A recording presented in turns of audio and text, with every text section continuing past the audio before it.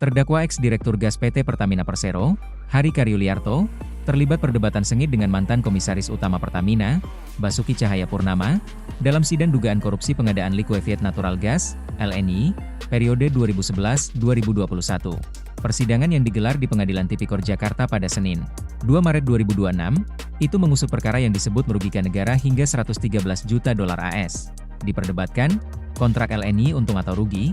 Perdebatan bermula saat Hari mempertanyakan hasil Rencana Kerja dan Anggaran Perusahaan, RKAP, terkait kontrak pengadaan LNG dengan perusahaan asal Amerika Serikat, Corpus Christi. Ia meminta Ahok mengakui bahwa kontrak tersebut pada periode tertentu menghasilkan keuntungan bagi Pertamina. Ahok menjelaskan bahwa saat awal menjabat sebagai Komisaris Utama, ia menerima laporan bulanan yang menunjukkan potensi kerugian dari penjualan LNG. Namun ia juga mengakui bahwa pada periode berikutnya, terutama 2022 hingga awal 2024, kondisi berubah dan perusahaan mencatat keuntungan karena harga LNG dunia melonjak. Menurut Ahok, lonjakan harga global menjadi faktor utama yang membalikkan situasi dari potensi rugi menjadi untung.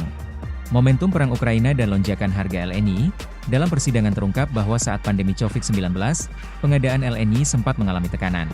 Namun ketika konflik Rusia-Ukraina pecah dan harga energi global melonjak, posisi keuangan terkait LNG ikut terdongkrak.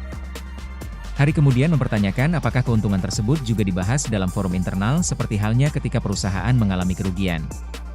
Ahok menegaskan bahwa fungsi Dewan Komisaris lebih fokus pada pengawasan ketika terdapat potensi kerugian. Sindiran pun sempat terlontar dalam persidangan ketika Hari menyinggung soal berterima kasih pada situasi global yang memicu kenaikan harga.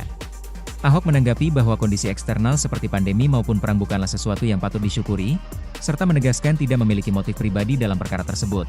Ia juga membantah adanya konflik internal dengan mantan Direktur Utama Pertamina, Nike Widiawati, dan menekankan bahwa penguatan fungsi hukum perusahaan saat itu dilakukan secara kolektif. Ahok, Pertamina cetak laba terbesar, bukan dari LNG saja. Di akhir perdebatan, Ahok mengakui bahwa Pertamina memang sempat mencatat keuntungan besar pada masa jabatannya. Namun ia menegaskan bahwa laba tersebut bukan semata-mata berasal dari kontrak LNG, melainkan hasil optimalisasi biaya dan kinerja di berbagai sektor perusahaan. Menurutnya, perbaikan kinerja tersebut merupakan bagian dari strategi efisiensi yang dijalankan manajemen secara menyeluruh. Sidang pun menegaskan satu hal, polemik untung rugi LNG menjadi titik krusial dalam pembuktian perkara yang kini tengah diuji di pengadilan. Dan saya kepada saudara-saudara tahu nggak, kapan pertama kali Pertamina mengeluarkan uang untuk membeli LNG Corpus Christi? Kaitan dengan perjanjian ini? Saya tidak tabu. Yang pasti waktu kami masuk perjanjian beli itu sudah ada, sudah tanda tangan SPA. Iya, perjanjian, tetapi bahwa realisasi pembeliannya itu kapan, saudara tahu nggak? Itu yang saya tidak tahu karena mesti baca di laporan audit. Yang pasti begini Bu, jangan membolak-balikkan masalah. Tidak bolak-balik, saya mau jelaskan sama aja. ya, saya mau jelaskan begini. Bapak jawab pertanyaan. Saya hanya mau jawab, saya masuk November 2019. Oke. Lalu di Januari dalam rapat BOD-BOC dilaporkan oleh direksi akan terjadi kerugian atas kontrak LNG yang tidak ada pembeli. Baik, itu Bapak sudah terangkan. Itu yang mesti jelas dulu. Tentu kami sebagai Dekom mendapatkan laporan itu, tentu harus memerintahkan komite audit memeriksa. Lalu komite audit melalui fungsi internal audit, dia melakukan audit. Tadi sudah dijelaskan. Tadi Bapak sudah jelaskan.